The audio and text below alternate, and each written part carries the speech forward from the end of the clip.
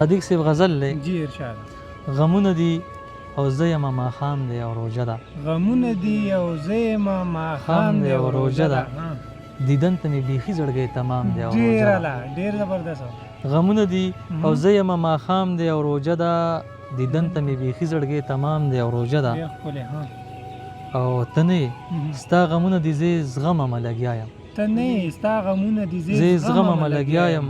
په لاس کې مې د صبر نه ډک جام دی او روژه ده. ډېر زبردست ډېر زبردست. مننه.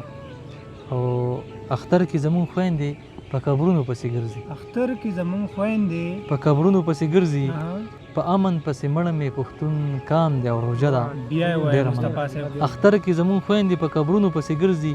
په امن پسې مړه مې پښتون کام دی او روژه ده. اذان وایي په اوښکو به روژه ماته کم خیر دی.